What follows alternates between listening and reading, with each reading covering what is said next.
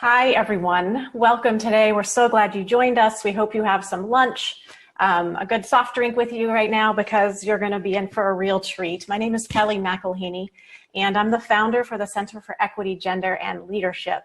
And I'm going to introduce our guest very quickly because I don't want to hear from me. I can't wait to get into conversation with our guest today. The topic today is called Sharing the Load, How Leaders Must Lead in the Age of Racial Reconciliation. And our guest is Jaye Frank. I'm so excited. I can't even tell you how excited I am. It's really hard for me to not be sitting next to her on the couch and talking as we have done so many times in our life.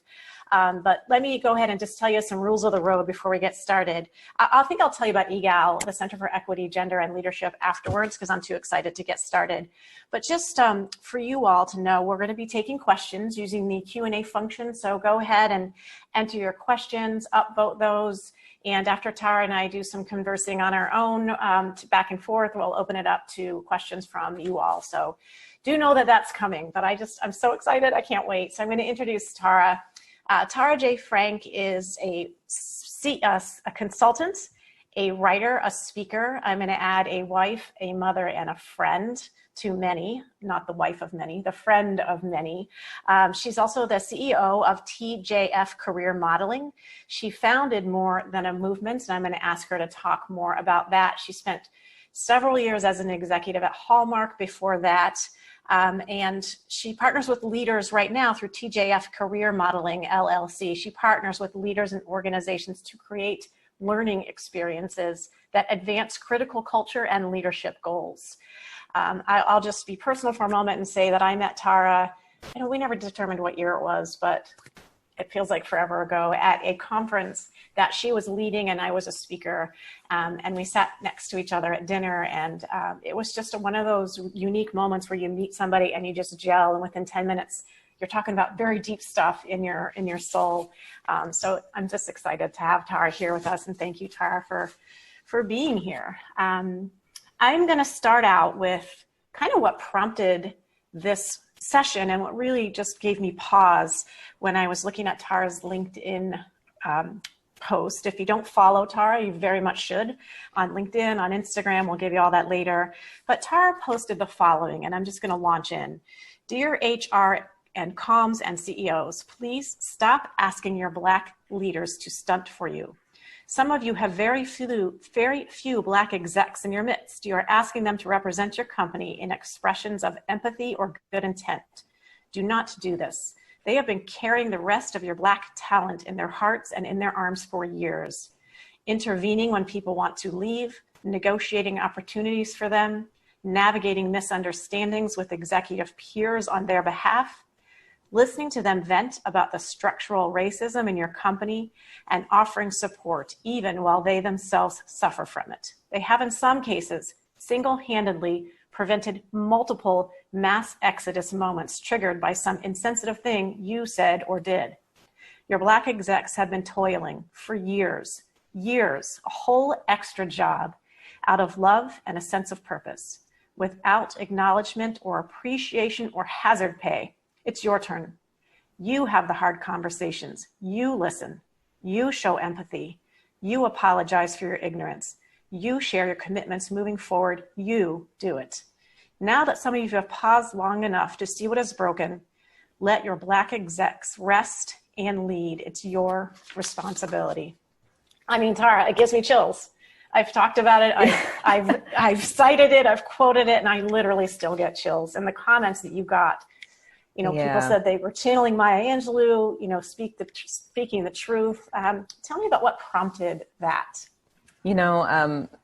It's interesting because when I wrote that, I was emotional, when I wrote it because of what I was watching happen to people I love, to people I've worked with for many years, to people I greatly respect. And so it was just so strange. What prompted that particular post was I knew people, and when I say know, I mean like personally.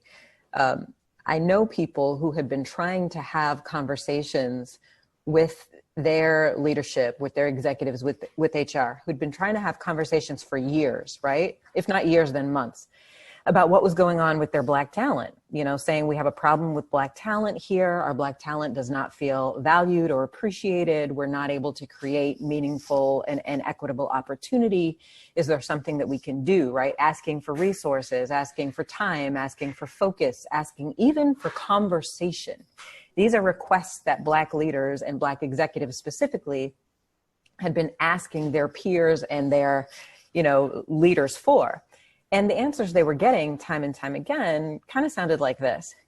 Yes, we know that's important. We're kind of prioritizing our work with women right now, but we will take that under advisement, or let's have that conversation in a few months after we get over this particular hurdle. So that was the narrative. They kept bringing it up, only to be kind of pushed to the side. And then all of a sudden, George Floyd gets murdered. Everybody, naturally has this visceral reaction to it. And of course, we all had a different reaction depending on our perspective. And then all of a sudden, like clockwork, these same HR leaders, these same executives who had said, we don't have time for that. That's not the priority right now, maybe later. We're calling those same executives saying, oh, can you please join our town hall in 3 days and tell everybody your story? Can you, And I was honestly, I was hurt by it, but I was frustrated. I was, to be transparent, a little bit angry because it is unfair. It's disrespectful, quite frankly, in my opinion, and marginally ignorant. So I was frustrated. And you know me, I always kind of speak my truth, good, bad, or indifferent. And so I wanted to share something that I thought was instructive in that moment. Like, it's one thing to just say, Tara is frustrated, get my little keyboard crazy going. But I thought, nope, this is a teachable moment. What is it that I want to say to corporate America right now and to leaders who are asking people to do this? And what I really wanted to say is, full stop, your Black executives have been the Harriet Tubmans of corporate America for years, creating safe passage, creating, safe harbor, removing barriers, making sure that people did not die. I mean, this is what's been going on in corporate America, and they've been doing that without any recognition in many cases, without being appropriately valued for it, and in some ways, without people even knowing that it was happening. So I felt like it was important to tell that truth and to hold people accountable and say, you don't get to just tap your Black executives when it's convenient for you or when you want someone to make you look good. You should be acknowledging, respecting, and considering their perspectives all the time. It just really, I just thought it was so well spoken. I mean, I do know you, and it was as if, we were sitting on the couch, but your voice was so powerful and forceful and direct. And, in a way, like, you could feel your anger and frustration, and you could also feel your, I'm not letting you off the hook. Like, no more. That's kind of what I heard in my, no more, no mas. Yeah, and, I'm not good at that. You did it great. You did it great. I'm not good at letting people off the hook. I don't think it serves us.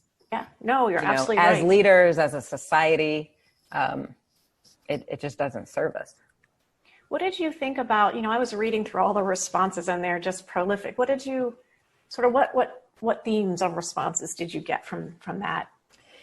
Yeah, that's a good question. I think the biggest theme, honestly, was I feel seen, which is the response I get a lot of times. And there are kind of two responses that I usually get when I post things like this. One is, I feel seen. Thank you for speaking the truth. Thank you for being honest. This is my life, that you just described. This is what I've been going through in my 20, 30 years, in corporate America. So that was theme one. Theme two, though, which is equally appreciated by me, was, white connections of mine basically saying, thank you for sharing that. That was really poignant. I hadn't thought about it that way. We'll definitely, take that to heart. Or I shared this post with my white colleagues. I think it's important that we're considerate of this. So usually those two themes, right? One, like, I feel seen, and the second, I see, I hear you.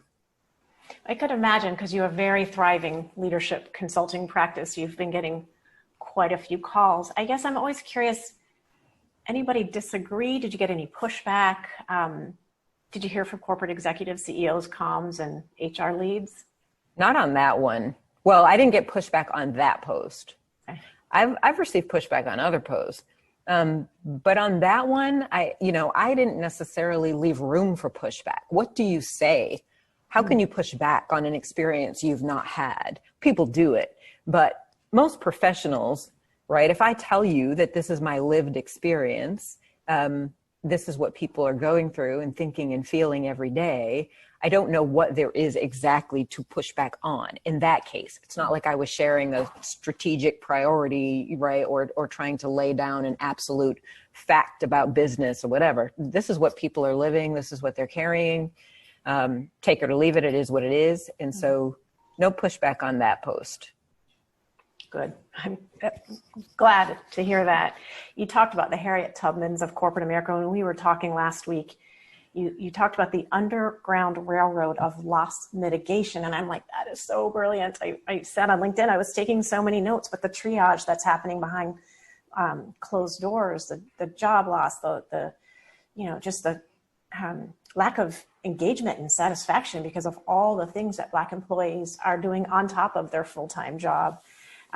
Talk more about the loss mitigation role, or what that looks like. I will. So this is really profound, honestly, because what's happening here? So imagine a Black employee is having a challenge or a concern, right? Something's going on with their job, something's going on with their manager, something's going on with peers, just something in the system is not right. It's broken for them. And companies have employee relations departments. They have human resources departments. They have business, partners that you're supposed to go to when you have these concerns and these issues. Well, in many cases, Black employees do not trust those systems. This is a theme. It is, systemic distrust is a theme for Black people in America, and there are very good reasons for that.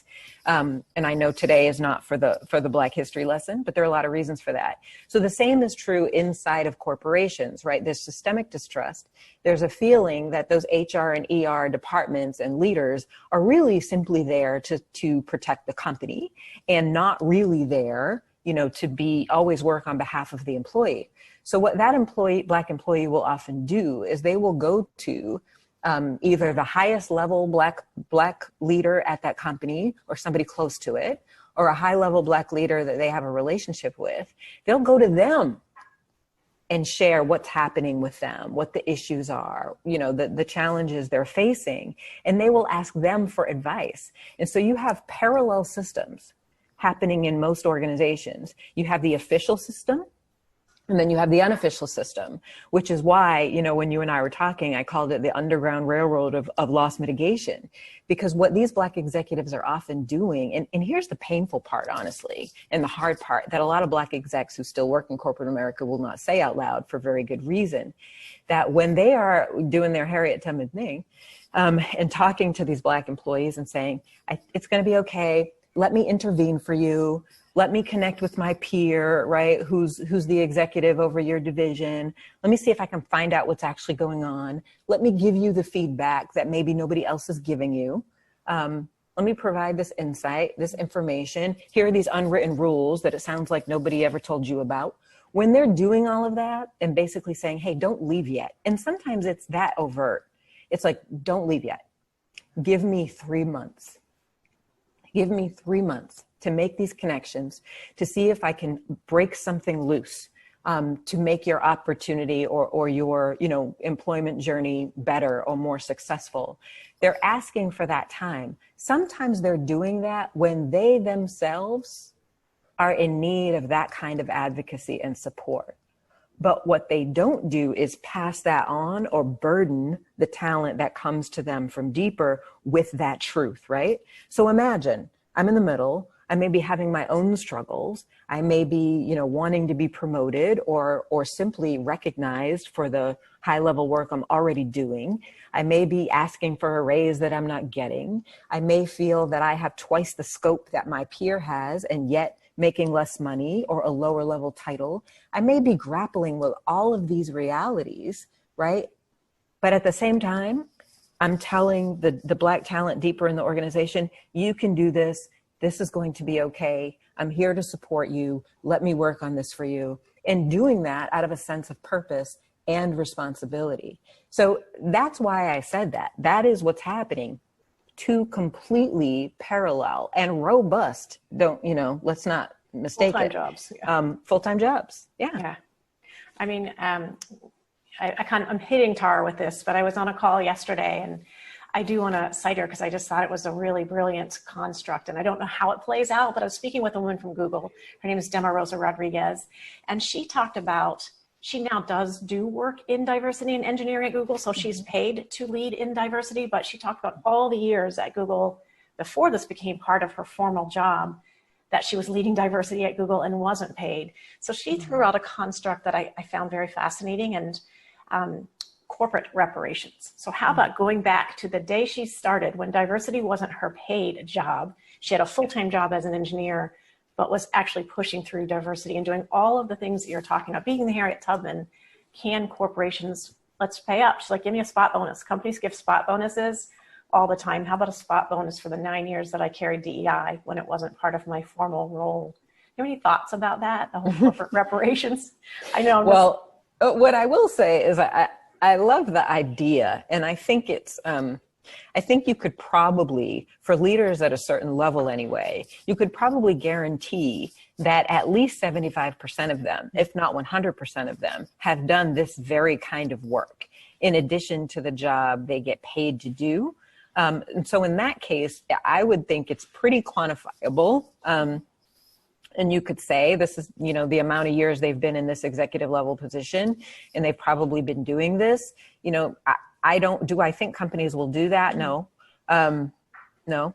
I think it'd be great to start with 40 acres and a mule, quite frankly. If we were to do reparations, it'd be wonderful to do it considering all of the economic velocity that's been lost by Black people in this country since slavery. But, since that's probably not going to happen anytime soon either. I do think it's fair for corporate leaders, for CEOs, for their C-suite teams to acknowledge now that these second jobs, these extra jobs have been in existence, and to talk to each individual about what making it right looks like for them. I do think that it's a sign of respect to have these conversations on an individual basis, right? To not sit back and say, well, what's the one kind of peanut butter spread approach we can take to try to make everybody feel better about what's going on, but to take the relationship route, to say you are an individual, you are a person, your experience and journey has been unique. I am acknowledging that I now understand you've probably been doing two jobs, for the last 10 years. I'm acknowledging the fact that we did not appreciate that, maybe didn't even know it, never thought to ask. And now that I'm more aware, I don't feel good about that. I don't feel good about the fact that you've had to carry that extra burden. And I want to know what making that right looks like to you. If I were still in that position in corporate, that's what I would want to hear. Because my answer might be, well, I think that I should be reporting to the CEO based on A, B, C, D, E, F, G. And that's what making it right looks like to me. Somebody else might say, a bonus would be great. I'd appreciate that. And somebody else might say, I want, a sabbatical. So I think respect looks like doing what makes sense for the individuals. Of course, brilliant. So you've already just shaped how I'm going to write about this. I'll cite you. Thank you, because I just thought it was a really interesting idea. You expressed earlier some of the things that you were feeling right away with this last to go around, and we've had so many, you've been around on these issues quite a while, and you talked about being hurt, frustrated, angry. I know you were tired, and I hear from people of color, I am tired of educating white people. Talk a little bit about that. Stop asking me, go educate yourself, go read. I just don't want to discuss it anymore. Stop coming to me and saying, what can I do? I feel guilty. I feel bad. Talk about that. So I'm of two minds on that. I'll be honest. And I actually just had a call this morning where people asked me the very same thing. So I personally, Tara, I do not have the latitude to be tired of having this conversation because this is the work that I have committed myself to. This is my job. Building bridges is my job. I've embraced it. I take responsibility for it. And so I don't have the option of getting tired of helping in this way. When I get tired, I wait for the weekend, right? I'm like, oh, it's Saturday. I'm not trying to have this conversation. Or I spend time with my family, which kind of refuels me. But for people whose job is not, D&I or, building these kinds of bridges, they are tired because they really just want to be able to go to work. They want to be able to just get up, go into the office, feel psychologically safe, meaning they can go into the space being who they are, bringing their value, not having to overthink what they're wearing, what their hair looks like, what words they're choosing, the tone of voice with which they speak, whether they're following the correct hierarchy every single time, whether their one failure is going to become generalized into the failures of all Black people. These are the things they want to be able to do that they've not been able to do, for many, many years. And so for them, having all of these conversations is draining. What I have said to them, though, is when you have the energy and the inspiration to participate, to engage, do. And when you don't. And that don't can sometimes come up in you like a gush of water. Like Monday morning, you can feel like, yeah, I can do this. Somebody wants to know my story. Storytelling is powerful. That's why I tell them when you can do, right? And when you can't, don't. Because storytelling is powerful. I have seen so many people like shed tears, have major, epiphanies, just hearing other people's stories. So while it's like tiring and yes, somewhat burdensome to do so, they're so powerful that I don't think we can leave them out of the equation. But you can feel ready to do that on a Monday morning and you can't do it anymore by 1 p.m. And so when you hit that wall, when you see the wall coming, I think it's crucial for people to recognize it and to set the boundary and just say, this is not, a conversation that I can have right now. I know it's an important one. I get that your intention is good, right? The reason you want to have it, but it's not a conversation I can have right now. I'm honestly just a little bit overwhelmed. So the way that I've described it, and sorry to go on long about your question, but I want to share a thought. Yeah. So the way that I've described it, and I put this in a different post, is so many of us, in order to go into corporate America and thrive and do what we do, we compartmentalize. So we put, our daily kind of fears and concerns and burdens and all that good stuff in a nice little box. And we wrap it up and we put a little bow on it and then we stick it on the shelf, because that's the only way that we can go into the office and focus. Focus on our work, get stuff done, work with people, make everybody feel comfortable, do all those other things that we've been trained essentially by the system to do.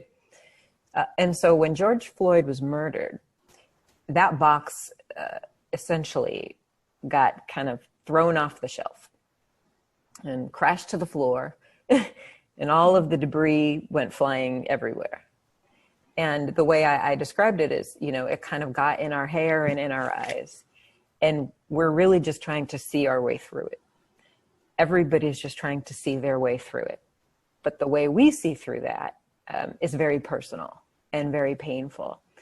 And so people are walking with that, and dealing with that. And they're reconciling it at different paces, and in different ways. So I say, do it when you can, don't when you don't, set the boundaries. And then I also share with them to encourage the other person to do a couple of things. One, yes, get educated. There are a lot of resources out there right now, which is phenomenal. People were kind of sensing the need and they created a bunch of different resources. So one, educate yourself. Two, build a relationship. 90% of white people in this country only surround themselves with other white people. That's hard to believe, but it's true. 90% of white people in America are surrounded with just other white people. So build relationship across racial lines, right? Real relationship. We know how to build relationships. Somehow we treat cross-racial relationships like they're some kind of anomaly, or, alien thing. Yeah. And that's part of the problem. So build the relationship, which takes time naturally to build a good one. The reason I say that is, familiarity breeds trust. Trust builds relationship. Relationship opens the door to opportunity, right? And I think to equal opportunity. And then the third thing is intervene. Like, get your courage on in the moment. Intervene in the moment. I have so many people telling me, what do I say to the person? We were in a room, we were in a meeting, we were on a call, and somebody on a call said something foul. I mean, fill in the blank, could be anything. Said something foul or off color. Nobody said anything. I was just kind of left there to contend with this comment. After the call was over, my white colleague reached out to me and told me how sorry she or he was that happened. That's too late. That's too late. Allyship looks like, in the moment, intervening. When racism rears its ugly head, when people say things that are inappropriate, when folks, consciously or unconsciously marginalize other people, intervening in the moment is what we need more people to do. And the way I think about it is the fence sitters just need to get off of the fence. When we think about tipping point theory, you're always going to have some people way on this end, like leading the way. You're going to have other people sticking their head in the sand, right? Or digging their heels in, however you define that. You have a lot of people who have been sitting on the fence where racism in America is concerned. And they've been observing, they've been watching, or feeling sad or feeling bad or feeling heavy-hearted and wishing it weren't so. But it is so. And if more of those fence sitters, which they're doing now, which is so encouraging to me, if more of those fence sitters got off the fence, we would see a true and sustainable change in this country, which is why we say, we need you. We need you. You can't expect a marginalized person to get equality. It is not something that a disenfranchised person or marginalized person goes to get. You cannot buy equality. You cannot work hard enough for it. Mm-hmm. You can't earn it. You can't wish for it. It has to be shared by the people who have it, by the people in power. So fence sitting no more is how I like to think about it.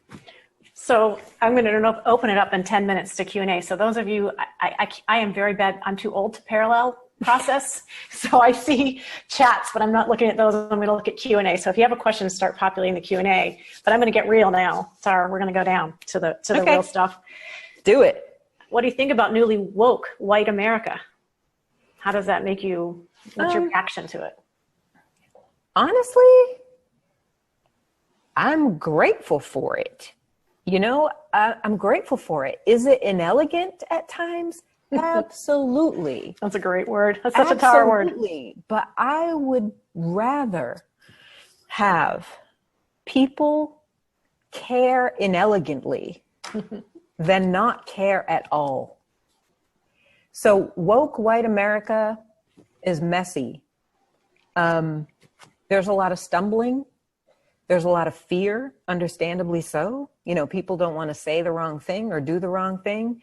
But my perspective, my perspective is not everybody's perspective. Other people are going to have a different take on this, and that's great. That's what makes the world go round.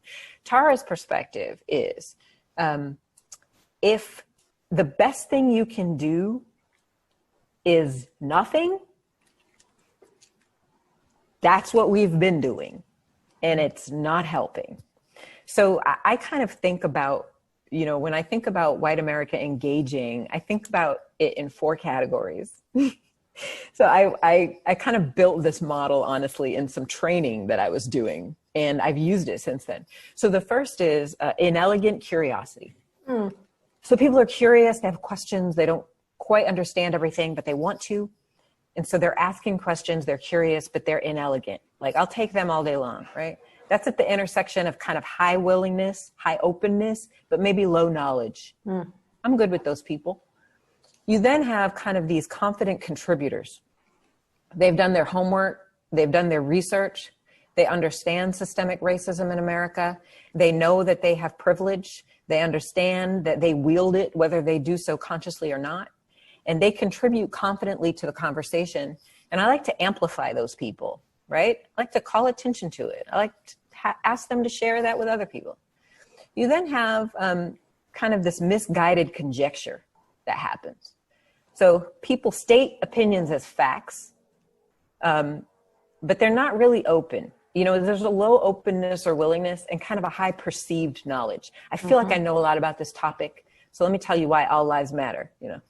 I'm being facetious, but this misguided conjecture. And then you have this category of just like disrespectful, you know, disruption. So my take on it is inelegant curiosity.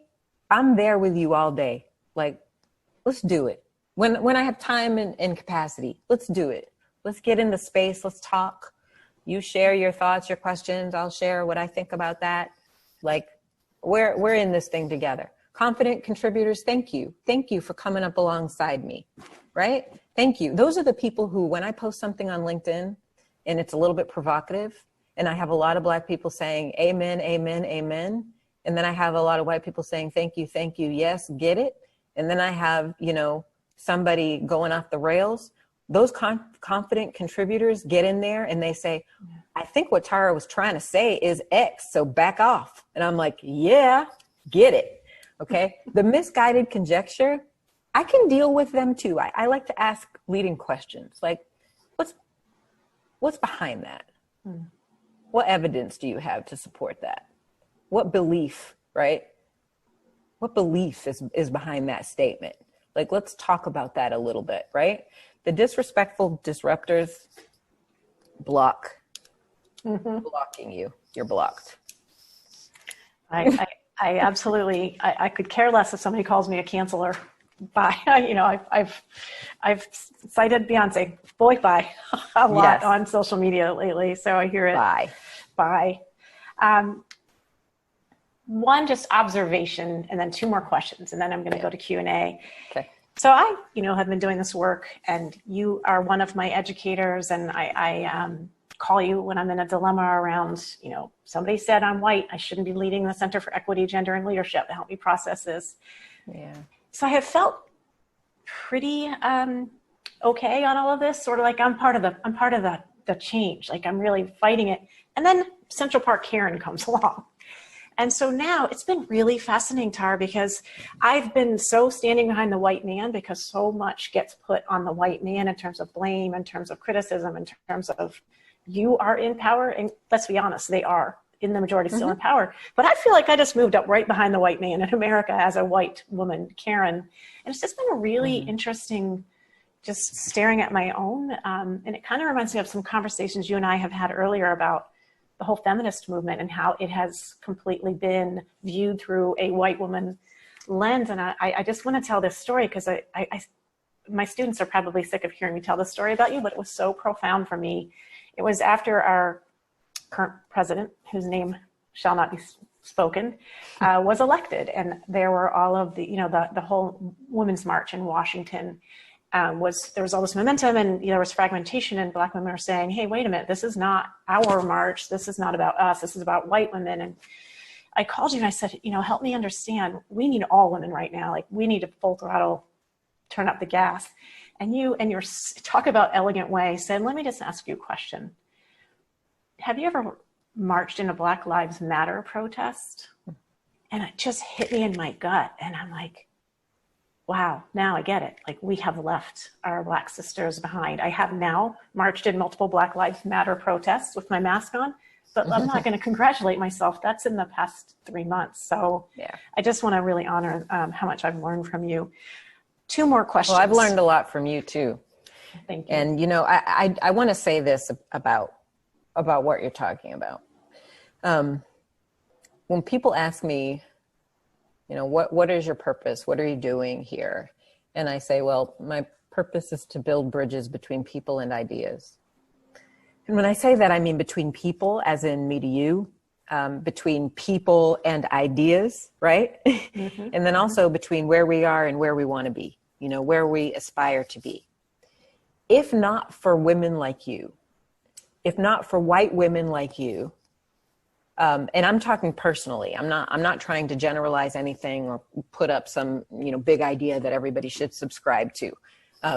But personally, if not for women like you in my life, and I have several, white women who love me, who have taken the time to get to know me and my life, who know about my family, who have been on the phone with me when I've had weird things happening, and listened to me, who have fought fires with me. If not for white women like you, I would be more easily, susceptible to kind of generalizing white women as Karens.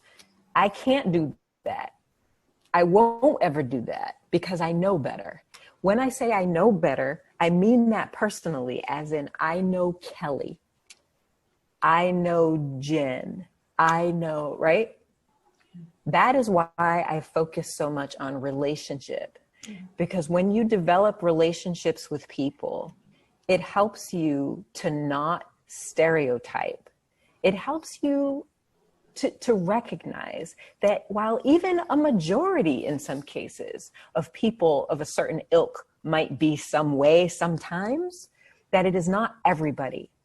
That it's never everybody. And as long as I can remember that it's never everybody, then each and every person has the potential to be that person. Does that make sense? Mm-hmm. Yeah, no, it's gotta be hard, because just of the history.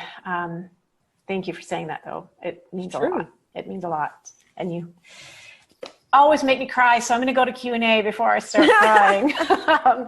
It's usually like halfway through our first glass of wine that one of us is crying. Oh man, it's not 1 o'clock yet though. I know. Well, you're 2 hours ahead of me, so you could. Yeah. I'm going to jump to Q&A, and I'm going to ask maybe one of my other questions after. I'm going to do some Q&A here. I'm just going to make sure. Okay. Really appreciate the conversation. How do you engage your leaders on their silence? We have senior leaders acknowledging what is happening, trying to hold listening sessions, but middle management have been completely silent. How can I effectively bring up, and I'm upset with their silence without being accusatory? I think it sounds like middle leaders or the middle management. So really good question. I would say, I want to say something as like general as use your voice, but I'm not going to, because I know that psychological safety is a thing. What I would say is there is safety in numbers. Mm-hmm. There is safety in numbers. So in a case where you have a middle management layer who's silent and not saying anything, I would say if there's some level of relationship, then you can individually approach a person, right? And just say, I just want to have a conversation with you. There's obviously a lot going on in the company, listening to the senior leaders and in society as a whole. This is really affecting me as a person, as an employee. And the absence of conversation around it is making me feel invisible, and it's difficult for me to reconcile that, right? So that's kind of one approach individually. If there's some level of relationship, I think you can safely say something like that, which it's not going to fix it, but it'll open the door. It'll open the door for that person on the other end to maybe become, inelegantly curious, if you will. Because sometimes they're not saying anything because they don't know what to say. They don't know how to say it. They feel like if they say something, they're going to say the wrong thing. They're going to offend you or hurt you. They don't want to kind of double click on your pain, so they're just trying to avoid stepping in it. So that's one approach. If it's though like just a whole mass group of people, like it's really systemic and just the middle management layers kind of, and acting like nothing's even happening, you can kind of, again, safety in numbers, get with a few other people, have a conversation. How do we want to approach, right, our leadership as a group? Do you want to write a letter or a memo sharing your perspectives, how you feel, what you want from them or what you need from them? Get everybody to sign it, submit that, then ask for a meeting or a conversation, with key representatives to talk about what it is that you've written. So there are different ways to do that, to address the silence. I will say, in a company where people are silent and it's rendering folks invisible, they're not going to stay there for long. They've been staying there so far for different reasons, some of which are, you know, we could never talk about race. Race was like politics and religion at work. And that was very intentional, by the way. If you do like review history a little bit, there was a period in history a few decades ago where they actually created kind of code language to say things in a different way to try to silence the grievances related to race. Like we want to make it actually, we want to make it difficult and also risky for people to talk about racism. And so one of those things was the race card. So the race card was born, right, as a way to basically silence victims or people who felt victimized. So we've not been trained to talk about it. Well, now everybody's talking about it. So like you started it, we're talking about it now. So the fact that you're still not acknowledging it feels different. Does that make sense? Yeah, no, absolutely. It sucked before, but it really feels different now. Yeah. I just say the grace period's up. Should have been up a long time ago. That's a great way to say it. But it is really up right now. It is up. So it is up. Sorry, you know, go forward. I got to get to the questions. Got to ignore my own. Oh, here's a really great one. Where did it go? Sachin said, I saw it before.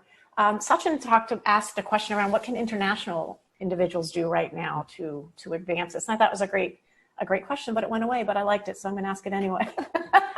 You know, that is a really good question. So I think internationals, meaning who are in this country now or still overseas, kind of hard to know. I really think that the more people who understood specifically the history of race in America, we would be able to raise our collective consciousness. And I think if we raised our collective consciousness as human beings, honestly, that we would be able to kind of usher in a new era of respect and consideration, you know, for one another as human beings. Some of those things that we hear sometimes that are so harmful might go away if more people educated themselves and raised their collective consciousness. Things like, well, you know, the American dream is available to anybody who works for it. Well, if you knew even 20%, right, of the history of race in America, you would understand that somebody who does not have boots cannot pull themselves up by their bootstraps. And the history makes it clear, right? At the points in which that history, those boots were passed out, but certain people were passed over. Very intentional, right? Not only laws, but codes.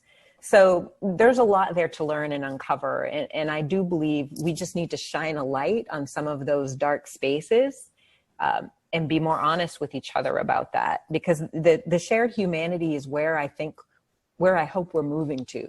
Right. That's where I hope we're going. I shared with somebody, it may have even been you when we were kind of chatting about this. Oh no, it wasn't you. It was another client.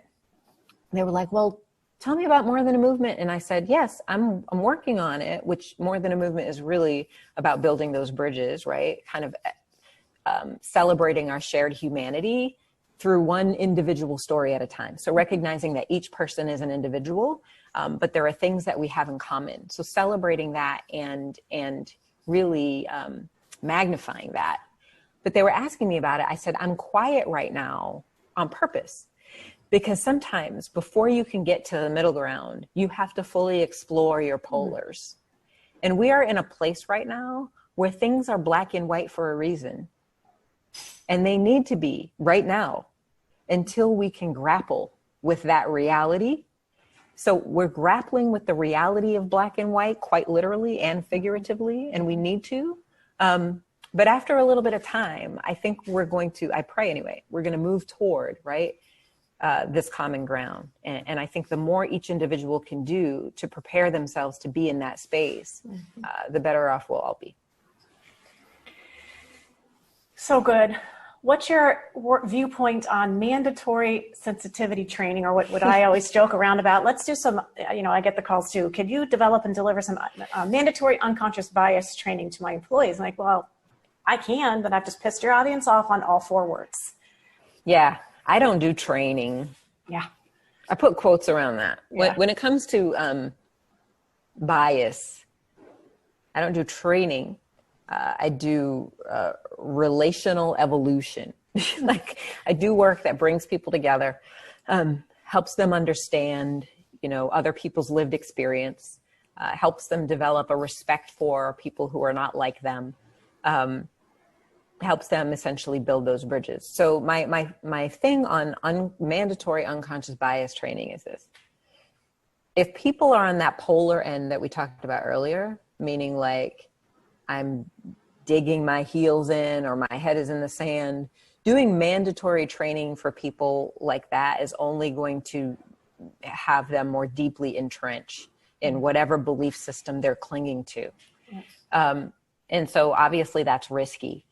For people on the fence, for people in the middle, it can it can bring about some insight, right? It can develop or kind of facilitate some ahas, and that can be useful.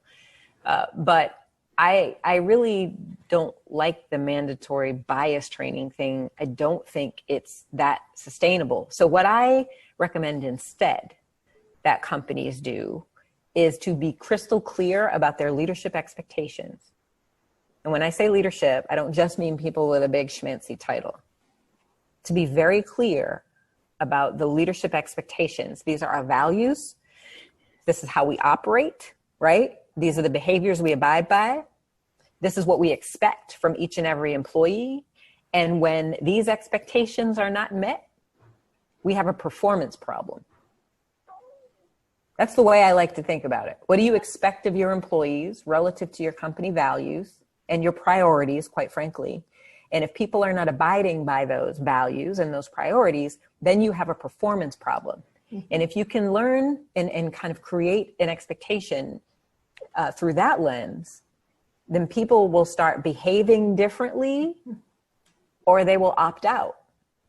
And sometimes opting out is not a bad thing. Absolutely.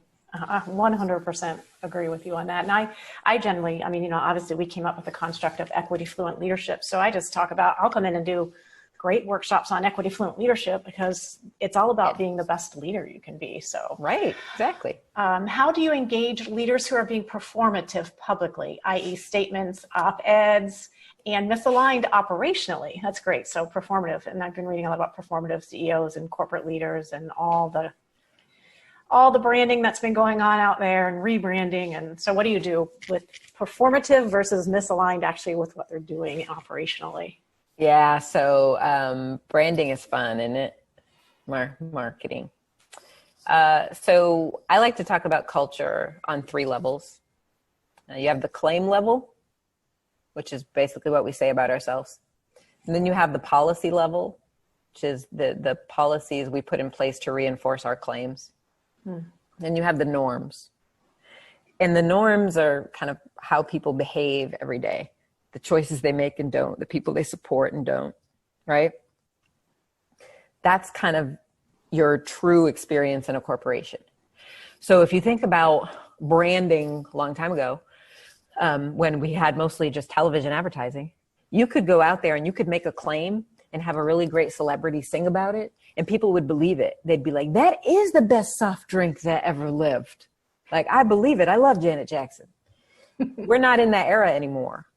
Now people are all over social media. Consumers get to tell you whether or not you have the best soft drink available. You don't tell them, they tell you, and then they tell all of their friends. What's happening in companies is very much the same thing. So companies can make a claim that they are diverse, or that they value diversity, or that they value inclusion. But if your norms do not support that, your employees are saying, no, you're not. You're not that person. You're not that company. And so if you're in a company right now where the norms do not support the claim, right? I think you do have an opportunity, again, safety in numbers, you do have an opportunity to come together with people and say, what is it that we want to share with the top leadership of this company? What would it take? What would have to be true for us to live up to those values that we claim to have, right? And think about it that way. A former sponsor of mine used to always say that, and it always stuck with me. He would never say, he wouldn't let people just say, well, that won't work, and that's not true, and that's not real and we can't do that, he would always say, what would have to be true? And so that's the way I think about everything now, which I love. So I would ask yourselves, what would have to be true for your company to be in alignment with what they're claiming, right? With who they say they aspire to be. And then once you wrap your minds around what would have to be true, get that down on paper and share it. That's great. I often say, don't come to me with problems, come to me with solutions. And so I love that. What would have to be true to match? I really like that. I'm going to ask you a question that you and I have talked about, and I'm just going to, so these lists of global DEI executives, like companies are just starting to hire and hire and hire. And, it's funny. I think it went from 5 job postings for a chief DEI officer before, I would say before George Floyd, because I get the weekly postings, it was 5, and now it's at 450. So my question to you is, can a white person be a chief global diversity and inclusion officer? I want to say yes first, but then I'm going to add a big but. So generally, yes, I think so. But there's a big but here.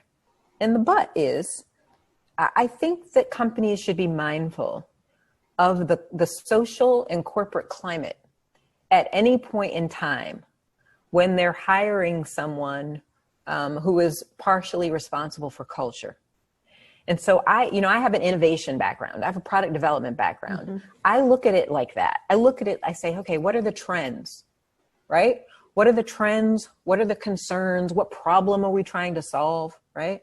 So you want to think about that first. And right now, the problem we're trying to solve is, in part at least, racial justice, equity, certainly gender equity as well, but racial equity. And so today, right now, I'm just going to be honest, and again, just Tara's opinion, I always have to be really careful about that. Right now, I think hiring a white chief diversity person right now, to me, would not be in alignment with what the trends and insights are telling us is needed most. That is my feeling about it today. Mm-hmm. So it's contextual. Yeah. Let's see. Let me see if I can get to one more question here. What are your thoughts on white leaders' responsibility in addition to the responsibility of their employees, e.g. stakeholders such as customers, supply chain, government context?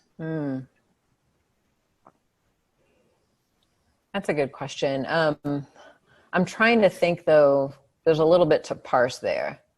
So we're talking about partners as well. So not necessarily people inside of an organization, but also maybe chain partners that you're working with. Yeah. Yeah. So, I tend to think about this as equity out, right? Like, does everyone have the same opportunity to learn, to grow, to thrive, to feel safe?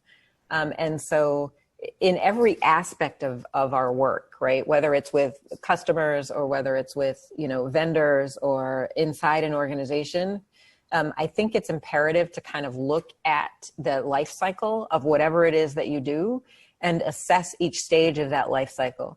So inside an organization, that might look like the employment journey, right? It might look like the life cycle is kind of like hiring, onboarding, right? Promotion, performance review, whatever. To look at each of those points along the journey and say, do we have any challenges or barriers to equality in any of those pieces and parts? I think you can do that as well in your supply chain. I think you can do that and assess that in your customer management strategies. Or customer engagement strategies in your vendor selection. So I, again, product development background, I tend to just look at it very practically in that way. Like, where are your roadblocks? Identify them, right? Wherever they are, and then come up with an insight-based plan to remove them. I don't know if that answered the question exactly, but well, it's interesting because there's a different but similar question. Carrie says, I'm sensitive. This sounds like an ignorant question. and it's not directly in corporate America, but our mostly white church is trying to figure out how to address racial injustice. We are aware that having white leaders in the movement is wrong, and at the same time don't want Black members to feel pressured to lead. So it kind of goes back to this.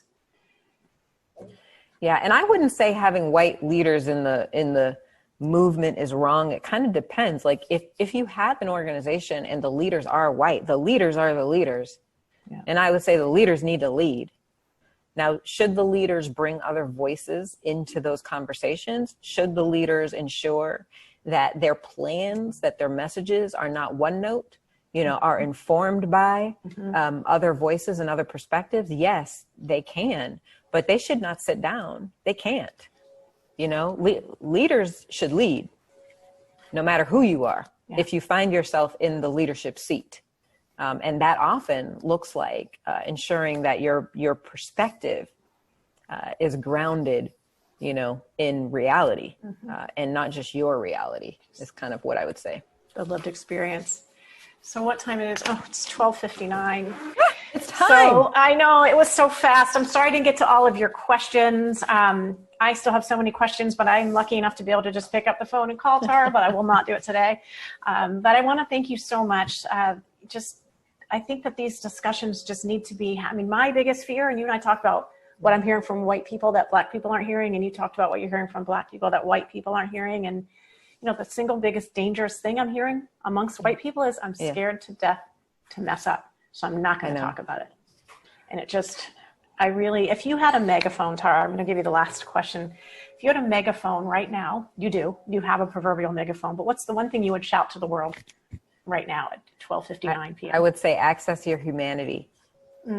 The solution for everything lies in your individual and our collective humanity, and we need to rediscover that. Now that was a question that I just threw at her that we didn't prep a lot for anything because we know each other, but that's Tara right there. You throw her a hard ball and she just eloquently hits it out of the park. Tara, thank you so much. Everyone who tuned in today, thank you again. I'm Kellie McElhaney, the founder of the Center for Equity, Gender, and Leadership. Tara Jaye Frank, just wisdom extraordinaire. And we want you to all go out there, as Tara said, and access your humanity, because it is our only path forward. And we've never needed it more, and do exactly what Tara said, build bridges. Thank you all. Stay safe, stay healthy, and use your voice. Thanks, everybody. Take care. Bye. Bye.